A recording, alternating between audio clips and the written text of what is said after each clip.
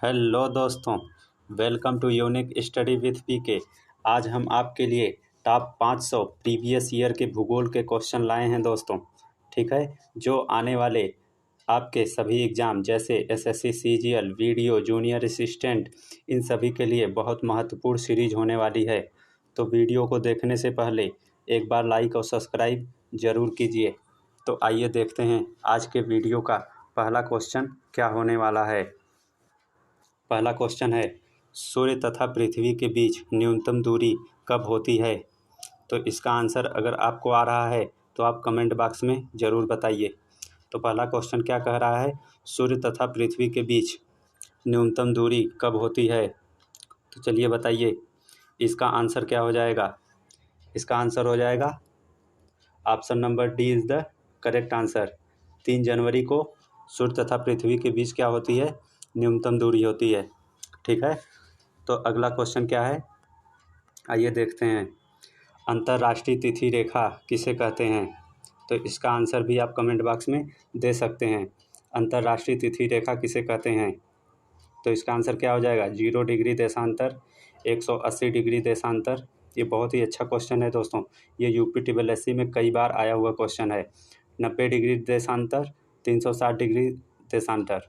तो इसका आंसर बताइए क्या हो जाएगा? इसका आंसर होगा option number B is the correct answer. 180 डिग्री देशांतर को क्या बोलते हैं? अंतर्राष्ट्रीय तिथि रेखा। ठीक है, आइए आगे देखते हैं। अगला क्वेश्चन क्या है, निम्न में कहाँ सूर्य की किरणें कभी भी समकोण पर नहीं होती हैं? ये बहुत ही अच्छा क्वेश्चन है। कहाँ सूर्य की किरणें कभी भी समकोण नहीं होती हैं? तो इसका आंसर क्या हो जाएगा? आप कमेंट बॉक्स में बताइए। श्रीनगर, मुंबई, चेन्नई, भोपाल। तो बताइए इसका आंसर क्या हो जाएगा? इसका आंसर होगा, बताइए, इसका आंसर हो जाएगा option number A is the correct answer, Srinagar. ठीक है, इसका आंसर हो जाएगा श्रीनगर। आइए आगे बढ़ते हैं। अगला क्वेश्चन है, छोटे से छोटे रास्ते से यात्रा करने के लिए एक व्यक्ति को निम्न में किसका अनुसरण करना चाहिए? ठीक है, तो इसका आंसर बताइए। इसका आंसर क्या हो जाएगा? पवनों का, नदियों का, अक्षांशों का, देशांतर रेखाओं का। ठीक है, तो इसका आंसर आप बताइए कमेंट बॉक्स में। इसका आंसर हो जाएगा option number D is the correct answer, देशांतर रेखाओं का। ठीक है, option number D is the correct answer. आइए आगे देखते हैं, अगला क्वेश्चन क्या होने वाला है। 5वां क्वेश्चन है, सूर्य की सबसे बाहरी सतह का नाम क्या है? ठीक है, तो इसका आंसर बताइए। सूर्य की सबसे बाहरी सतह का नाम क्या है? क्रोमोमंडल, थर्मोमंडल, कोरोना, प्रकाश मंडल। ठीक है, तो इसका आंसर बताइए। इसका आंसर क्या हो जाएगा? Option number C is the correct answer, corona.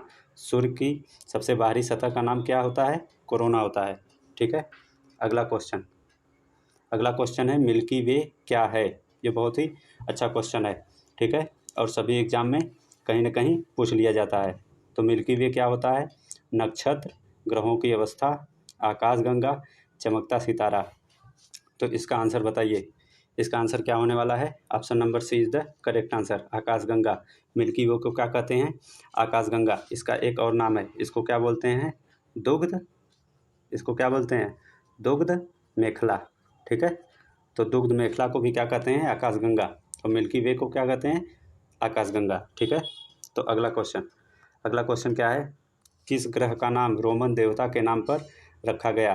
ठीक है, तो बताइए इसका answer. Mercury, Venus, Saturn, Jupiter.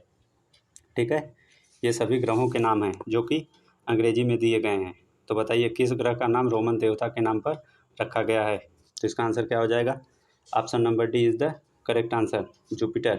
ठीक है, क्या हो जाएगा इसका आंसर? जुपिटर। इसका नाम कैसे रखा गया है? रोमन देवता के नाम पर। ठीक है, आइए देखते हैं अगला क्वेश्चन। किस ग्रह के पास कोई भी उपग्रह नहीं है? तो इसका आंसर बताइए कमेंट बॉक्स में।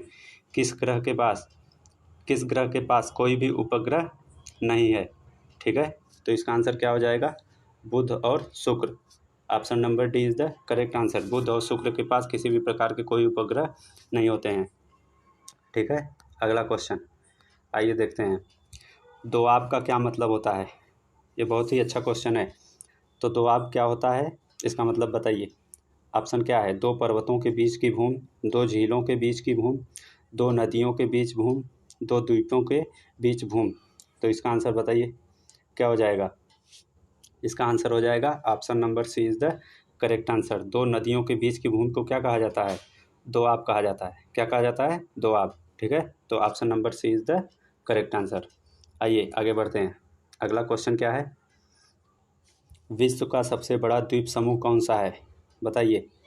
विश्व का सबसे बड़ा द्वीप समूह कौन सा है, Greenland, Iceland, New Guinea, Madagascar. चलिए बताइए इसका आंसर क्या होने वाला है। विश्व का सबसे बड़ा द्वीप समूह कौन सा है, ऑप्शन के हिसाब से देखना है। ऑप्शन में जो दिया गया है उसी में आपको बताना है। ठीक है, तो इसका आंसर हो जाएगा, क्या हो जाएगा, option number A is the correct answer. Greenland क्या है, विश्व का सबसे बड़ा द्वीप समूह है। ठीक है, ये मेडागास्कर क्या है, ये क्या है, ये हिंद महासागर का क्या है, ये हिंद महासागर का सबसे बड़ा द्वीप समूह है। ठीक है, हिंद महासागर का सबसे बड़ा क्या है, द्वीप समूह है, उसका नाम क्या है, मेडागास्कर। ठीक है, आइए आगे बढ़ते हैं। अगला क्वेश्चन क्या है, हिमालय पर्वत पर किस प्रकार का पर्वत है। ठीक है, तो इसका आंसर बताइए, हिमालय पर्वत पर किस प्रकार का पर्वत है, परतदार पर्वत, ब्लॉक पर्वत, प्राचीन पर्वत, अवशिष्ट पर्वत। ठीक है, ये बहुत ही आसान क्वेश्चन है और अच्छा क्वेश्चन है। तो इसका आंसर आप बताइए क्या हो जाएगा। Option number A is the correct answer. Himalaya पर्वत कैसा पर्वत है, परतदार पर्वत है। ठीक है, इसको मोड़दार पर्वत भी बोलते हैं। क्या बोल देते हैं, मोड़दार पर्वत। ठीक है, और इसको नवीन पर्वत या वलित पर्वत भी कहते हैं। क्या कहते हैं, वलित पर्वत। ठीक है, तो ये इसका आंसर हो जाएगा। हिमालय पर्वत किस प्रकार का पर्वत है, परतदार पर्वत या मोड़दार पर्वत, या इसे वलित पर्वत भी कहते हैं। ठीक है, तो अगला क्वेश्चन देखते हैं। अगला क्वेश्चन क्या है, कौन सी नदी भ्रंश घाटी का उदाहरण है, कौन सी नदी भ्रंश घाटी का उदाहरण है। तो पहला क्वेश्चन क्या है, गंगा, नर्मदा, कावेरी, गोमती। तो इसका आंसर बताइए, इसका आंसर क्या हो जाएगा, गंगा, नर्मदा, कावेरी या गोमती। तो कौन सी नदी भ्रंश घाटी का उदाहरण है, option number B is the correct answer. Narmada नदी क्या है, जो भ्रंश घाटी का उदाहरण है। ठीक है, यानी कि ये भ्रंश घाटी से होकर गुजरती है। ठीक है, तो अगला क्वेश्चन क्या हो जाएगा, हमारा अगला क्वेश्चन है, ज्वालामुखी पर्वत सामान्यतः कहाँ पाए जाते हैं। ठीक है, ज्वालामुखी पर्वत कहाँ पाए जाते हैं, प्रशांत महासागर, अटलांटिक महासागर, हिंद महासागर और आर्कटिक महासागर। ठीक है, तो इसका आंसर कमेंट बॉक्स में दीजिए। अगला आंसर क्या हो जाएगा इसका, option number A is the correct answer. प्रशांत महासागर, ज्वालामुखी पर्वत कहाँ पाए जाते हैं, प्रशांत महासागर में पाए जाते हैं। ठीक है, हमारा अगला क्वेश्चन क्या है, संगमरमर निम्न में किसकी कायांतरित चट्टान है। ठीक है, तो इसका आंसर क्या हो जाएगा, संगमरमर निम्न में किसकी कायांतरित चट्टान है, सैंडस्टोन, चूना पत्थर, ग्रेनाइट, मिट्टी। ठीक है, तो इसका आंसर क्या हो जाएगा, चलिए बताइए। Option number B is the correct answer. संगमरमर किसका उदाहरण है, ये चूना पत्थर। ठीक है, किसकी कायांतरित चट्टान है, चूना पत्थर की। ठीक है, आइए आगे बढ़ते हैं। अगला क्वेश्चन है, समुद्र जल में कौन सा यौगिक अधिक मात्रा में पाया जाता है। ये बहुत ही अच्छा क्वेश्चन है दोस्तों। KOH यानी potassium hydroxide, sodium chloride, calcium carbonate, magnesium sulphate. तो इसका आंसर बताइए क्या हो जाएगा। Option number B is the correct answer. Sodium chloride, जिसको हम क्या बोलते हैं, साधारण नमक। इसी की वजह से समुद्र का जल कैसा होता है, खारा होता है। ठीक है, क्योंकि उसमें अधिक मात्रा में क्या पाया जाता है, नमक पाया जाता है। ठीक है, तो आइए देखते हैं अगला क्वेश्चन। अगला क्वेश्चन क्या है, मैकाल श्रेणी कहाँ पाई जाती है, राजस्थान, जम्मू कश्मीर, छत्तीसगढ़, ठीक है, तमिलनाडु। तो इसका आंसर क्या हो जाएगा, मैकाल श्रेणी कहाँ पाई जाती है। आंसर कमेंट बॉक्स में ज़रूर दीजिए और वीडियो को एक बार लाइक और सब्सक्राइब जरूर कीजिए। वीडियो कैसा लगा हो कमेंट में आप ज़रूर बताइए, ताकि हम आपके लिए ऐसे ही यूजफुल वीडियो लाते रहें। ठीक है, और चैनल को सब्सक्राइब करना न भूलिए। ठीक है, तो इसका आंसर क्या हो जाएगा, इसका आंसर हो जाएगा option number C is the correct answer. Maikal श्रेणी कहाँ पाई जाती है, छत्तीसगढ़ में। ठीक है, तो आइए आगे बढ़ते हैं। अगला क्वेश्चन हमारा क्या है, भारत का एक राज्य जहाँ से कर्क रेखा गुजरती है, बिहार, उत्तर प्रदेश, झारखंड, महाराष्ट्र। ठीक है। भारत का एक राज्य जहाँ से कर्क रेखा गुजरती है, चलिए आंसर बताइए। बिहार, उत्तर प्रदेश, झारखंड, महाराष्ट्र। तो इसका आंसर कमेंट बॉक्स में दीजिए। क्या हो जाएगा इसका answer? Option number C is the correct answer. कर्क रेखा कुल कितने राज्यों से गुजरती? भारत के 8 राज्यों से, जिसमें से एक राज्य इसमें क्या है? झारखंड है। ठीक है, तो आइए आगे बढ़ते हैं। अगला क्वेश्चन क्या है? मन्नार की खाड़ी कहाँ है? मन्नार की खाड़ी कहाँ है?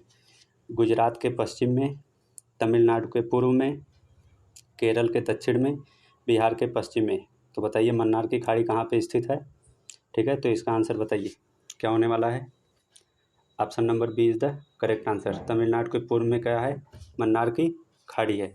ठीक है, ठीक है, तो इसका आंसर क्या हो जाएगा? तमिलनाडु के पूर्व में। अगला क्वेश्चन है, भारत में राज्यों का गठन सर्वप्रथम कब हुआ था? ठीक है, तो भारत में राज्यों का गठन कब किया गया था? चलिए इसका आंसर भी कमेंट बॉक्स में दीजिए। और ये बहुत ही अच्छा क्वेश्चन है, ये हमेशा आता है क्वेश्चन। ठीक है, किसी भी एग्जाम में कहीं भी पूछ लिया जाता है। ठीक है, तो इसका आंसर क्या हो जाएगा? 1951, 1953, 1956, ठीक है, 1961। तो इसका आंसर क्या हो जाएगा? 1956। Option number C is the correct answer. Bharat में राज्यों का पुनर्गठन कब शुरुआत हुआ था? 1956 में। और वो कौन सा पहला राज्य था जो इसके तहत जिसका गठन किया गया था? वो क्या था? आंध्र प्रदेश। ठीक है, आंध्र प्रदेश का गठन सर्वप्रथम किया गया था। ठीक है, तो अगला क्वेश्चन क्या है? भारत की सबसे ऊंची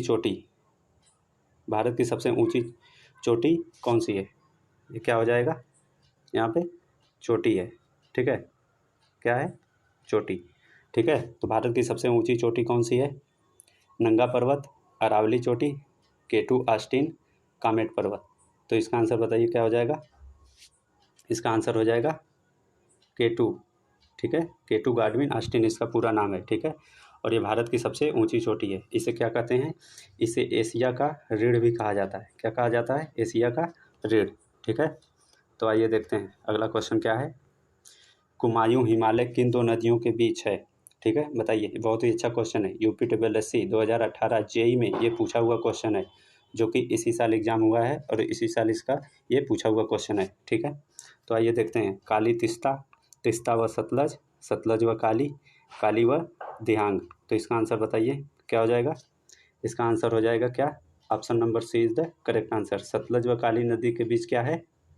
आपका कुमायूं हिमालय है। ठीक है, ठीक है, यानी कि सतलज व काली नदियों के बीच क्या है? कुमायूं हिमालय। ठीक है, आइए अगला देखते हैं। अगला क्वेश्चन क्या है? तिस्ता किस नदी तंत्र की सहायक नदी है? जी हाँ, इसका आंसर बताइए। तिस्ता किस नदी तंत्र की सहायक नदी है? ठीक है, गंगा, सिंधु, गोदावरी, ब्रह्मपुत्र। ठीक है, तो इसका आंसर बताइए क्या हो जाएगा कमेंट बॉक्स में। इसका आंसर हो जाएगा option number D is the correct answer. Teesta किस नदी तंत्र की सहायक नदी है? ब्रह्मपुत्र नदी तंत्र की सहायक नदी है। ठीक है, तो आइए देखते हैं अगला क्वेश्चन क्या है। सतपुड़ा व विंध्याचल के मध्य कौन सी नदियाँ बहती हैं? सतपुड़ा व विंध्याचल के मध्य कौन सी नदियाँ बहती हैं? ताप्ती, गंगा, नर्मदा, गोदावरी। ठीक है, तो इसका आंसर बताइए क्या होने वाला है? ताप्ती, गंगा, नर्मदा, गोदावरी में। ठीक है, तो सतपुड़ा व विंध्याचल के मध्य कौन सी नदी बहती है? Option number C is the correct answer, Narmada नदी, जो कि कहाँ पे बहती है? एमपी में। ठीक है, आइए आगे बढ़ते हैं। अगला क्वेश्चन क्या है? ग्रीष्मकालीन क्या है?